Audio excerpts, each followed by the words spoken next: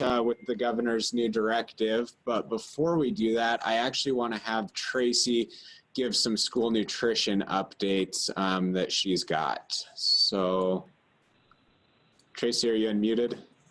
I am. Good morning, everyone. I wanted to just put on your radar that with the announcement of the governor, we are receiving a lot of questions from schools around what hybrid models will look like with regards to the 11 USDA nutrition waivers. So I wanted to just put this on your radar. We are reaching out to the USDA and our team is going to meet today to try to talk through this. Part of the issue is that if we have a school that returns part of their students into the brick and mortar and part of the students continue digital learning, it creates some issues with the USDA waivers, because as we know, the summer nutrition program waiver was in place to allow us to deliver food and feed kids during the time of a school closure. If we have some students from a school that are returning back into the building, those students will no longer be eligible for that summer feeding program, which means schools would have to revert back to their regular school nutrition program. So I don't have a lot of answers, but I just wanted to put this on your radar that it's a think about as schools are thinking about what those models might look like after the May 7th date. Thanks, Dylan. Thanks, Tracy. Appreciate that quick update so we didn't forget about it. Does anyone have any questions for Tracy before we move on from that? Thanks, Tracy. Yeah, we'll keep working through that and make sure that we get information posted on our website and sent out to schools. So with that, Superintendent, do you want to kick things off? Yes, good morning, everyone. And I hope that everyone has been reading that through the directive and trying to understand. And I do believe it's very clear that schools will be able to have the opportunity of opening May 7th. Some discussion on 20-9-806. We've looked at this as well as we've had some conversation with School Boards Association through Lance Melton. And was there anything else in this directive that there might be some questions, or we can, when we put our guidance out, again, coming back that we have the same message for our school systems so that they're not getting differences of opinion. Anything on the emergency declaration then? Or anything else within the governor's directive? So I think a couple of things, and then we'll go ahead and turn it over to the group. I'm sure McCall wants to talk, and probably sure. Lance, Kirk, Dennis, everyone else who's on the line. But it looks like we've got a few different models that schools can choose. We are happy that schools have flexibility to continue remote learning, a mixed model, and maybe some of our smallest schools will be able to return to traditional learning. But it's good that they have that flexibility. We know it's going to look different across the state. McCall, is there anything you want to add before we turn it over to some of the associations? I don't think that I have anything specific. I mean, I'm happy to answer any questions that folks might have. Thanks. So yeah, this was a short agenda. We did want to talk through this. So if we could just kind of go through, I guess we'll start with Lance. How are you guys interpreting this? What are you working on? What are you pushing out to your members? Dylan, thanks for, I thought you might see that I just got on. Sorry, I'm a little late there. Sorry, I didn't. Yep. You know, but we saw where the governor references that his gubernatorial waiver of aggregate hours expires, but that there's nothing that prevents a board from adopting its own emergency, and that if it does so, full funding will flow, including transportation funding. So we're in collaboration with the partners in MTPEC. We've all put together model guidance collaboratively last night that we've issued to our membership that advises them to adopt that particular motion pretty much verbatim in terms of language that we've suggested that references the governor's guidance, as well as justifies the documentation of that emergency. The other thing, and this is sort of evolving on the calls that I'm getting this morning, in one way, the governor's left a lot of latitude. There's lots of language in there that says should, and very little, in fact, I think perhaps none that says must or shall. But as a practical matter, we're noting to people who are interested in reopening physically that there are significant challenges to doing so. Recommendations for alternating days off and on, recommendations for potential use of masks by staff and students, recommendations to run a side-by-side off-site and on-site model together, as well as outside of the governor's directives, the anticipation of ADA claims by staff that are immunocompromised or that fit the guidance for increased risk of serious complications under the CDC guidance, the practicalities of being able to rigorously adhere to 6 feet of social distancing in those environments, the dichotomy between those obligations to maintain social distancing above group gatherings of 10 and the implied lack of obligation to maintain social distancing for groups of 10 or less. We're basically just identifying that the bargaining obligation that would have to transpire because of return to the physical setting would be a change in working conditions that would require collective bargaining. That, it doesn't mean that we're telling people you shouldn't do this. We're saying if you want to do this, you better really want to do it because it's a hard lift.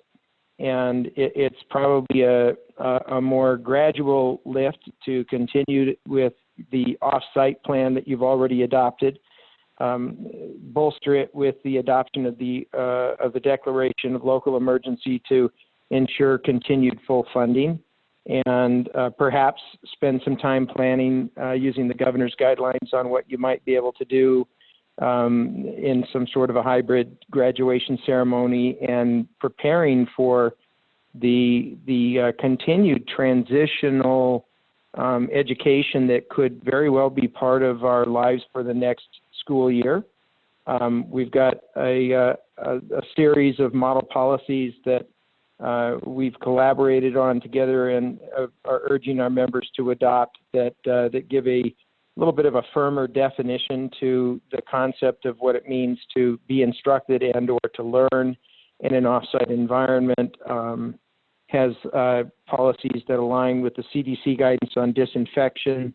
We see those policies as potentially needing a little refinement this summer, but really being potentially useful for as long as there's transition related to COVID-19. So, the three things that we have focused on with our members that are likely to affect how things roll out is the development of effective therapeutic remedies that reduce the likelihood of people dying from the disease, the level of and potential of usefulness of antibodies tests as a safe indication that people are immune to recurrences, and then ultimately on the outside edge of that horizon is the development and wide distribution of a vaccine.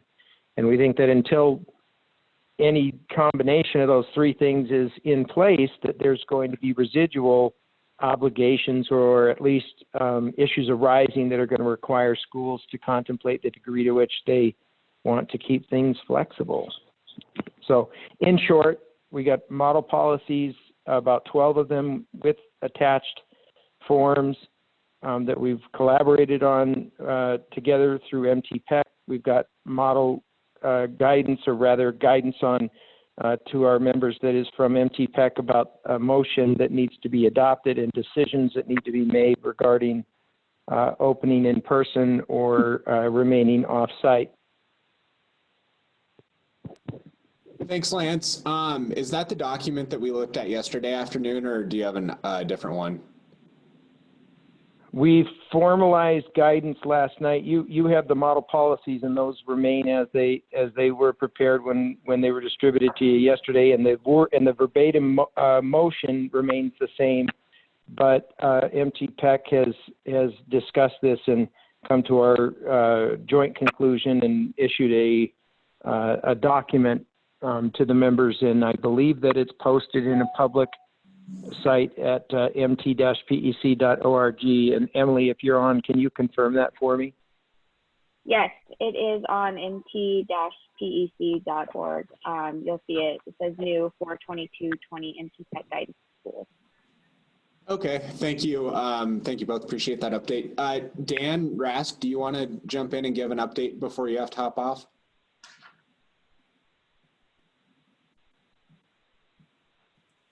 He may have already jumped off to get to his next meeting. That's all right. We'll let Dan speak first next week. Kirk, do you have anything to add? Good morning, everybody. Certainly since the announcement yesterday, there have been regional meetings of the mask groups, and I've been able to sit in on 3 different regions: the Northwest, the Northeast, and this morning the High Line, and Dennis was present as well. The issues, I think, as I listened to what the dialogue is from our schools, I came up with 3 things that I think are on the minds of all of our school district that we probably want to be able to answer. The first being that the health department for a given county or a blend of counties and the number of school districts that are in there, are they the ruling authority in whether the school is reopened, or are the trustees?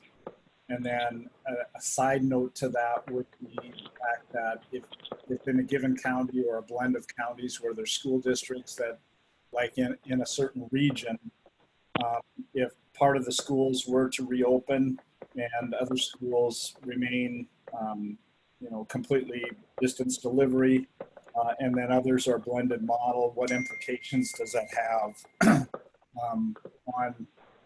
on not only the county, I guess, and the blend of the counties together, but on their ability for the local school district to retain some semblance of their community being in support of them. Okay, that's the best way I can characterize that. And so there was significant discussion in Northwest Mass about how all schools would try to do the same thing and follow the direction of the county health department, and then the county health department verbalizing that there's a lot of politics that are involved in what he's doing, that daycares need to open so that business can reopen, and daycares aren't going to reopen unless schools reopen in the area. So I'm just describing to you the complications that were deeply involved in those discussions, and I think it's probably not immune just to that one region, but I heard that in others. A second issue that has come up is, and I think that, the special ed directors and IDEA, that if blended learning begins, that then changes the delivery model for IDEA and meeting the mandatory students. And I think our schools likely need to know that and know the technical details of what would be involved with that and whether they can accomplish what needs to be accomplished with social distancing. And then the third kind of large chunk topic that came out is if we move to blended and we move to or reopen of sorts, what is the liability and insurance responsibilities for the school district? Should something go awry as a result of the reopening that causes the manifestation of that, or staff to get sick, or kids to get sick. So I think those are the big kinds of things that I'm hearing from superintendents around the state that we probably need to be able to provide some kind of answers in a reasonable way about those items. Thanks, Kirk. That's all good stuff to consider. And we are having another Zoom meeting this afternoon at 4 o'clock with all the county and district superintendents. So you've all been invited, and we hope that you're able to join that call and kind of reiterate some of the things that we're talking about today to get the dialogue going. Marco, I know that you guys have been putting out guidance on collective bargaining. Do you have any updates? No, not really. I mean, we continue to encourage school districts to stay in the remote model. That's what we're saying to our leadership in our locals. There's a lot of concern from our locals about safety of not only students but teachers as well. We all know what schools look like, and we've all had experience in them, and I think Lance outlined a lot of the concerns. Just they're not made for social distancing, and so there is a lot of concern out there among our membership. So as we continue to recommend that schools stay the course with the distance learning and get ready for next year. Thanks, Marco. Diane, do you have anything to add?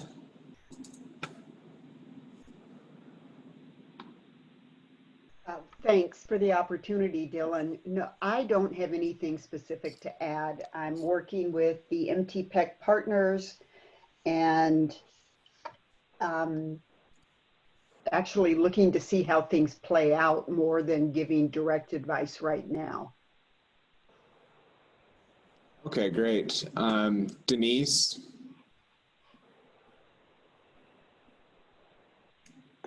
Hi, everyone.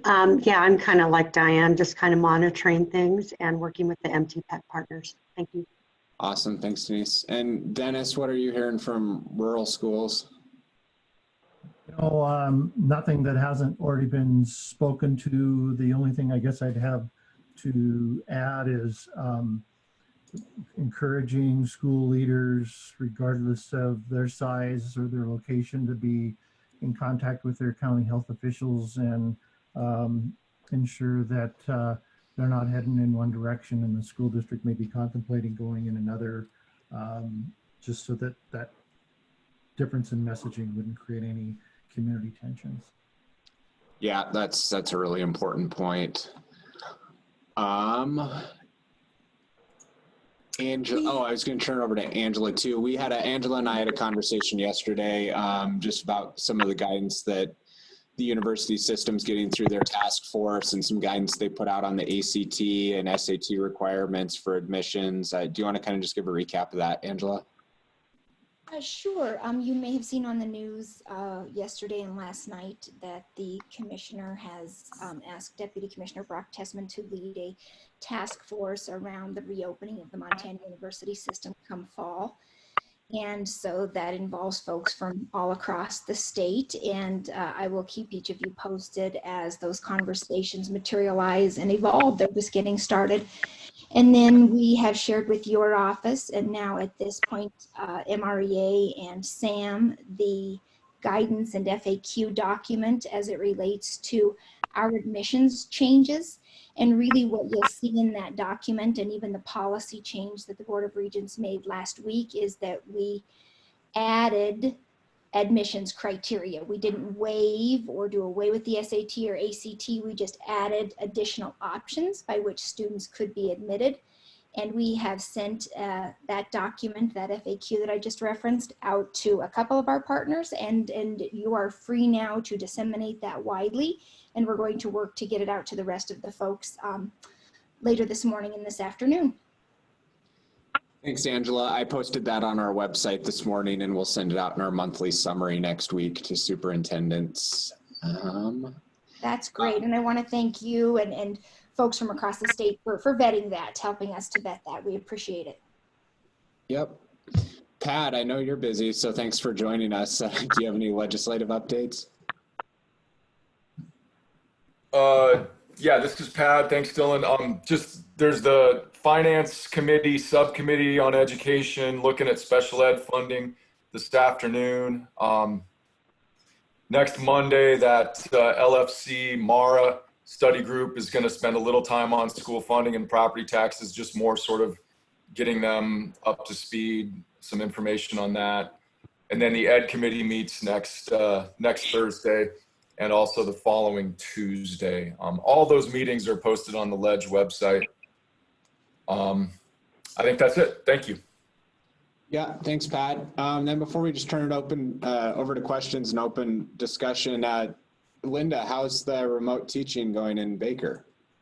It's going well. I think I'm getting used to it. But I'm ready to make any changes if we need to, and I think other teachers are too, if we decide to go back into the building. I did have one question that has come up in my area, more from public health. So that question is, they have been talking about closing school early, and I just want to make sure that I understand right, that now they would have to do a declaration of emergency to do that. Is that right? Yeah, we at the OPI, we're encouraging people to stick to their academic calendars as much as possible to be safe, and they can continue doing that through remote learning.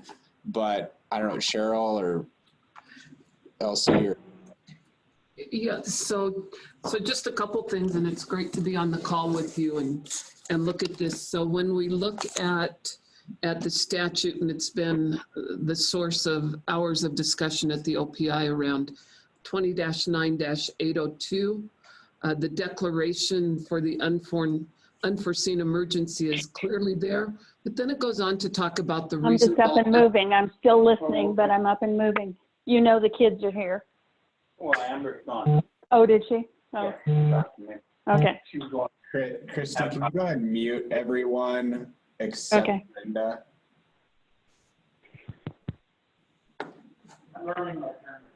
Okay. That's Nancy. Mute everyone. I think we're good. Let's just continue. Yeah, go ahead, Cheryl. So a key question that we're chewing on is the part of the statute that indicates a reasonable effort, that means rescheduling or extension of the school district's instructional calendar in an effort to attain the minimum aggregate hours. So we're really chewing that piece because of the question Linda just asked that some are talking about, we're just going to close school early and be done. So up for their thoughts. Yep, so we'd like your thoughts on that. Thanks. So sorry, Linda, did you have anything else to add before we just go to open discussion here? We appreciate you know, everything you and all the teachers across the state are doing. Dylan's on the line too. Who is Dylan. Is Dylan on the line too? I think so. Dylan, oh, you are on the line, Dylan. How are things going in Bonner? Things are pretty good here. Some of our teachers are really struggling because they feel like they're not doing enough, and blended learning is very hard, and we're discouraged sometimes by our participation rates. I know I've been in that same boat where I thought my participation rates would be higher, and they're not. So yeah, we're wrestling with that and thinking about the students that we're having a hard time getting a hold of. So I know the governor's announcement yesterday has definitely caused a lot of communication with the parents. They're wondering what's going to happen next. But like Linda said, the teachers are kind of ready for anything. We're a very resilient group, and we're just going to keep doing our best to serve our students in whatever way our school boards decide. So we're ready, but we're hoping that we can continue to do this in as safe way as possible, like Marco was saying. So yeah, we're still adapting to distance learning, but I think we're getting the hang of it, and I think we're contemplating what big changes this is going to mean for our classrooms next year and how we do instruction. Thanks for that. Superintendent, anything to add before we just go to open discussion here? No, I enjoy so much hearing all the different questions and wanting to move everyone forward. I do believe that the governor's order on May 7th of school opening is an exciting opportunity to see what it is that we can do. I believe there's always going to be questions because we are a local control state. And I appreciate that MONPAC has put together some guidance. We do need to have a uniform voice. We are supporting our teachers, we're supporting our communities, most importantly, we're supporting parents and our students. So all I can say is I appreciate everyone putting a concerted effort on all of these conversations that we have. I do know we're going to be having these meetings again next Tuesday and Thursday, so the 28th and the 30th. Will also at this very same time. And Pat, you have your hands full with the legislature back into town. I can only say that. So that's going to be interesting these next couple of weeks. And all the month of May is what I'm understanding. There'll be more committees that will be coming into the capital city and on remote. So thank you all. Thanks, Superintendent. Are there any questions for McCall or anything we didn't hit on? Any comments? So Pat, this is Marco, or me, Pat, Dylan, this is Marco. I just want to go back to your statement about schools, continuing to go through their calendar year, whether it's remotely or not. I mean, that's certainly is our position, that we finish out the calendar year in each school district, and that there is no ending of the school year, that they must complete the school year. So that's what we've been saying. That's our position all along. And we appreciate you saying that. Thanks.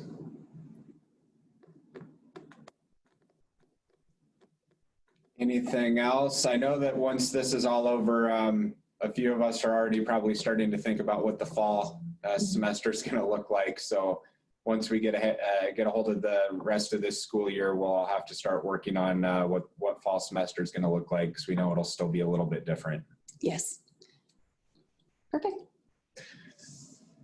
All right. Well, thanks everyone. Appreciate your time. Hopefully we'll talk to you again today at 4 with local leaders. And if not, we'll see you next Tuesday. Thank you. Stay healthy. Thanks. Be well. Bye now. Thank you.